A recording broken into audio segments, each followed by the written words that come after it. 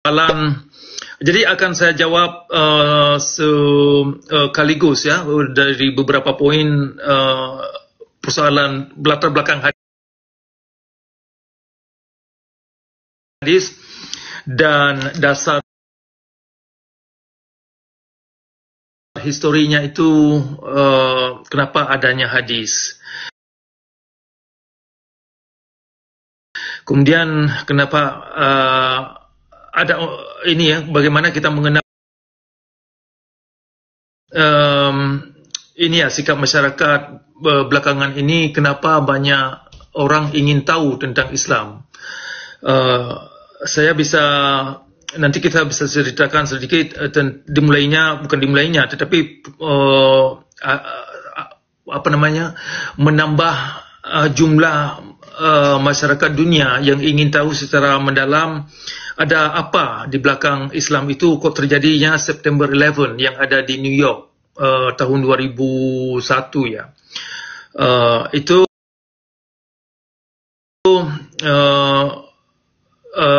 kalau masyarakat di ini ya, terutama masyarakat Amerika dan Eropa. Nah, juga kita akan bahas persoalan salat, definisi salat. Nah, jadi secara garis besar latar belakang hadis itu, adanya hadis ini bisa saya katakan begini, menurut apa yang sudah saya rumuskan dari pengalaman, dari bacaan, bahwasanya hadis itu ada untuk menciptakan agama atau ideologi agama. Nah, hadis menggunakan sejumlah kata-kata atau kata-kata yang didapat di dalam Al-Quran, misalkan Islam, salat, haji, umrah, zakat.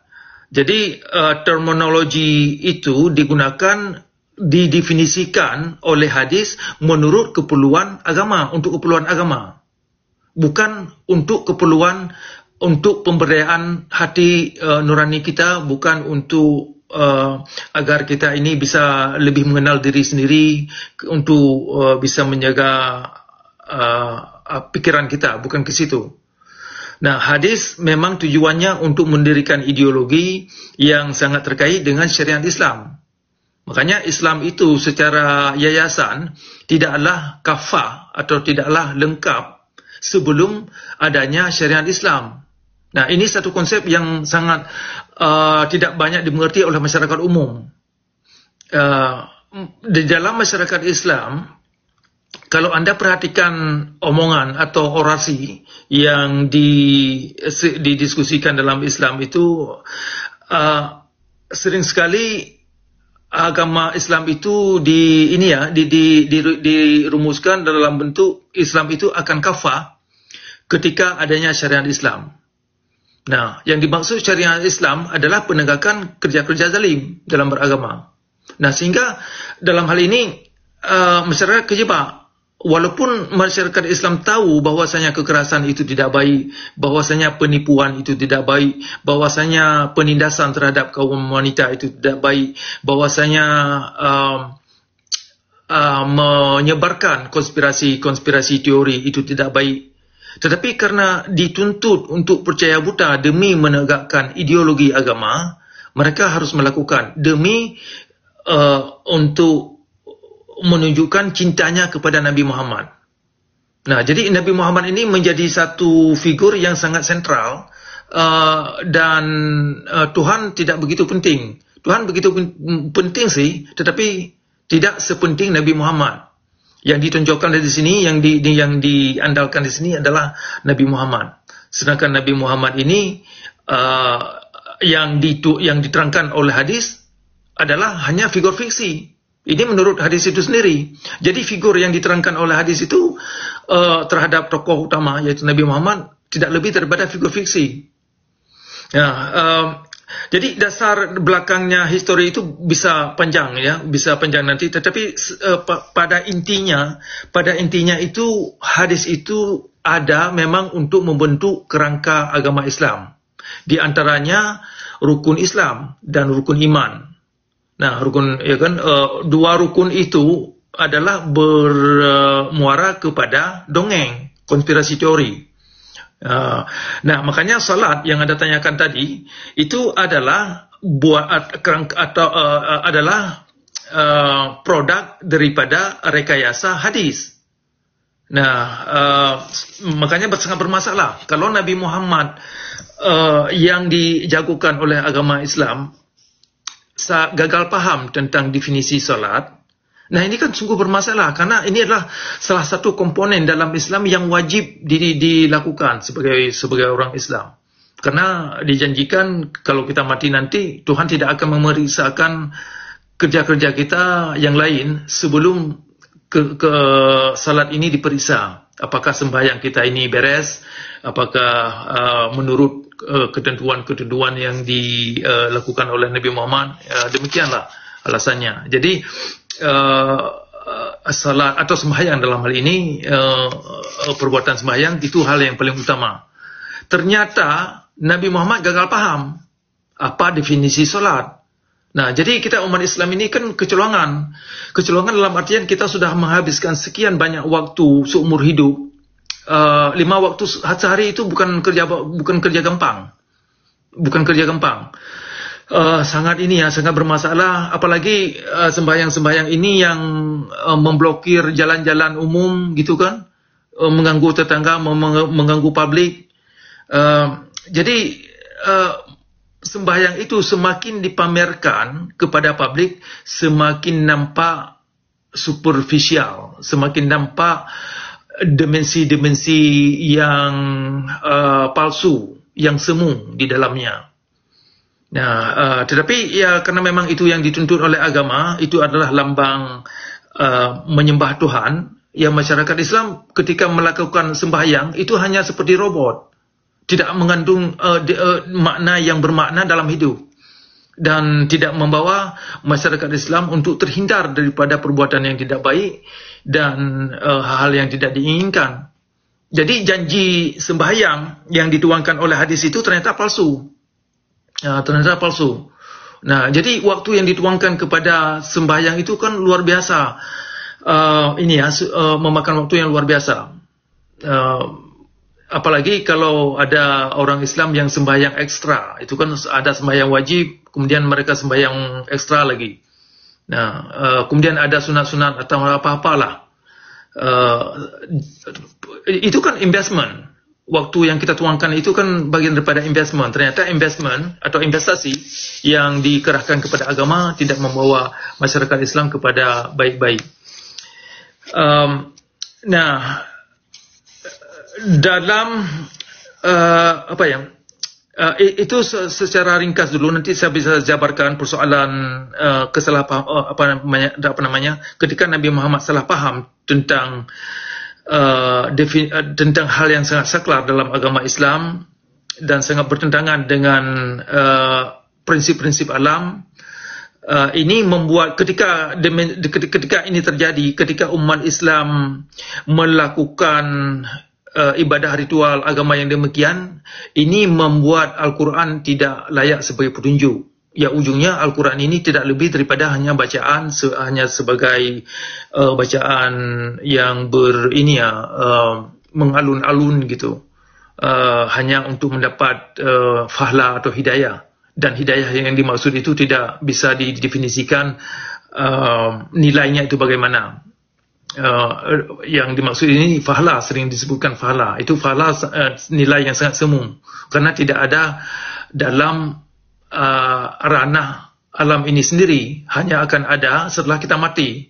Ya kan? Kalau fahla hanya akan ada setelah kita mati, itu siapa yang mau lihat? Saya sudah tidak ada lagi, Anda tidak ada lagi, kita semua tidak bisa mengevaluasi fahla yang dimaksud. Jadi orang Islam yang benar-benar ketipu habis-habisan. Nah, kemudian kenapa belakangan ini bisalah kita taruh dalam 20 tahun terakhir, terutama setelah kejadian September 11 di New York, terjadinya beberapa pesawat yang meruntuhkan World Trade Center. Jadi masyarakat Islam Amerika dan Eropah terutama ingin mengetahui apa sih di belakang Islam. Kok bisa begini? Islam itu diklaim agama yang damai, agama yang rahmatan lil alamin. Kok bisa begini jadinya? Nah, mereka mencoba mengerti apa sih Al-Quran, apa yang dikatakan Al-Quran, apa yang dikatakan dalam tradisi. Tapi masih banyak orang gagal mengkaitkan apa yang terjadi terhadap Al-Quran ketika digabungkan dengan hadis. Ini yang banyak orang salah mengerti, termasuk orang Islam itu sendiri, terutama kalangan-kalangan akademia.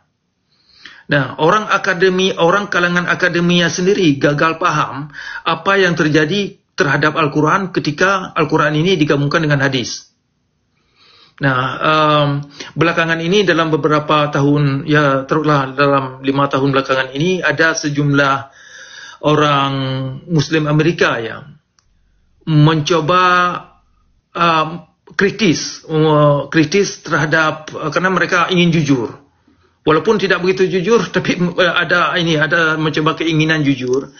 Apa sih yang dikandung, apa yang dikandung hadis, kok bisa begini umat Islam? Karena dari masa ke masa, dari beberapa tahun setelah tahun 2001 ya,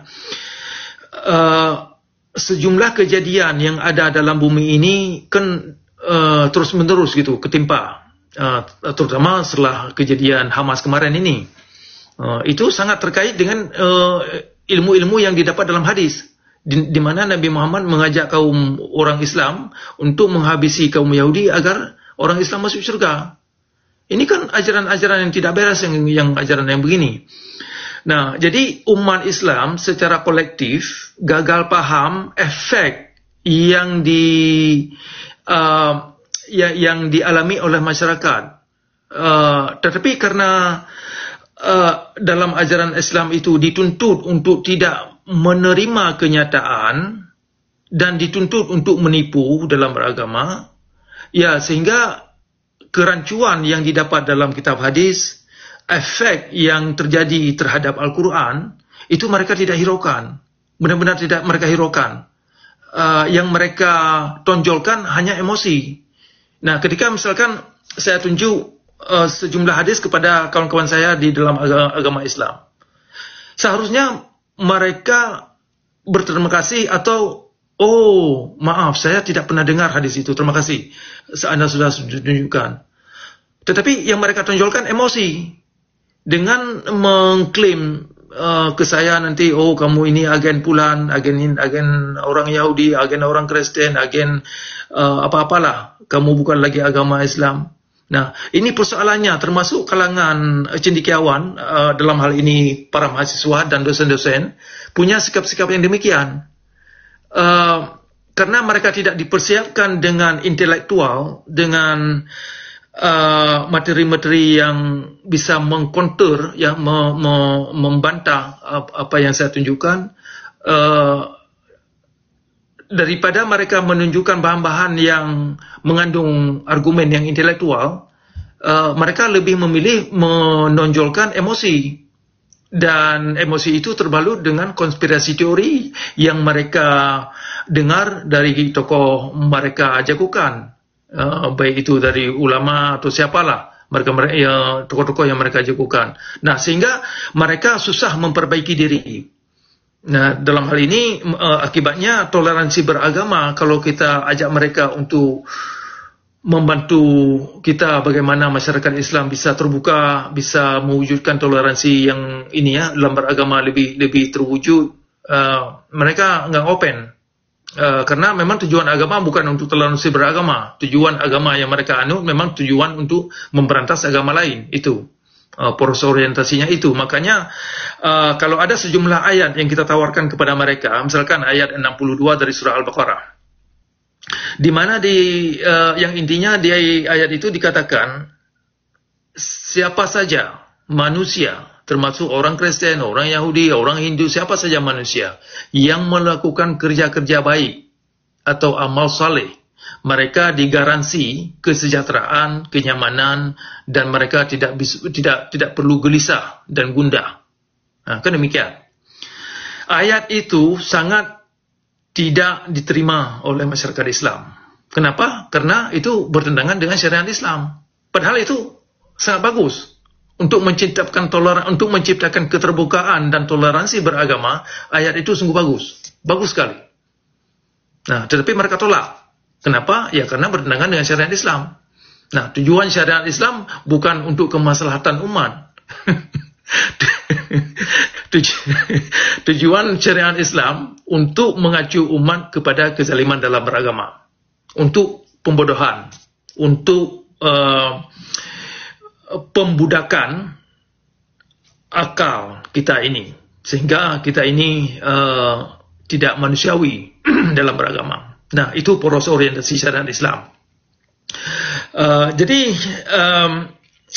saya kira itu sekilas dulu ya. Bisa kita jabarkan lagi kenapa ada banyak masyarakat sekarang sudah mulai tertarik untuk tahu apa sih seluk-beluk yang dikandung oleh kitab ajaran Islam itu, kok bisa membawa umat Islam ini terpuruk dan terus tertinggal dan terus tidak relevan di panggung internasional. Mereka ingin mengerti kaitannya itu bagaimana, namun kebanyakan mereka salah ini ya, sukar mengerti ada masalah di dalam hadis itu yang membuat Al-Quran ini tidak layak sebagai petunjuk. Nah, makanya Komal ini saya angkat ke permukaan untuk kita buat beberapa sesi terus ya. Beberapa judul ini akan kita buat beberapa sesi karena banyak hal yang perlu kita bahaskan dan perlu kita sadarkan rekan-rekan kita dalam agama Islam terutama untuk bisa berani jujur. Untuk bisa berani jujur karena ini adalah bagian daripada moralitas. Kalau agama Islam hanya mengajak kita untuk tidak bermoral dalam beragama, maka ada masalah yang sungguh bermasalah di dalam ajaran agama dalam agama Islam ini yang perlu kita gugat. Sekira demikian dulu, Brother Yohanes. Mungkin ada yang ingin ditambah atau ada hal yang saya tidak sempat kupas apa yang sudah saya paparkan, ada bisa ditambah atau bagaimana? Silakan. Ya, baik, Pak Cakra, ini saya tulis dalam rangkuman saya ini sudah terjawab semuanya oleh Pak Cakra ini satu-satu gitu, terjawab semuanya Pak. Jadi boleh saya sampaikan, ini ada yang terjebak habis-habisan itu Pak ya, kalau ketika saya rangkum dari apa yang Bapak paparkan tadi, intinya ada yang benar-benar terjebak di sini ya. Itu yang poin yang bisa saya rangkum. Kemudian Pak, yang terakhir sebelum teman-teman nanti menyusul, di jejak-jejak digital itu sangat mudah sekali Pak kita menemukan sebuah hadis ataupun hadis-hadis itu diekspos oleh kaum ulama menjadi satu bahasan yang apa ya Pak istilahnya, boleh saya bilang bahasan yang menimbulkan tanda tanya besar bagi orang yang punya logika untuk mempertanyakan hal itu. Nah, ini bagaimana menurut Bapak? Itu aja yang terakhir Pak, terima kasih. Ya, kita bersyukur sekarang adanya platform sosial media dan database yang sudah bisa diakses secara free, tanpa biaya. Ini membuat mereka pelajar yang pencari kebenaran, karena tidak lagi terbendung dengan biaya yang begitu besar. Dulu untuk membeli satu kitab hadis itu kan perlu biaya, perlu resource, sumber untuk mendapatkan dan untuk mencari untuk mengedukasi diri kita sendiri itu agak sedikit berat. Dengan adanya materi-materi yang dikandung oleh kitab hadis, kitab fikih, sirah Muhammad dan asbabun nuzul dan pendapat-pendapat ulama itu sudah di internet sekarang dan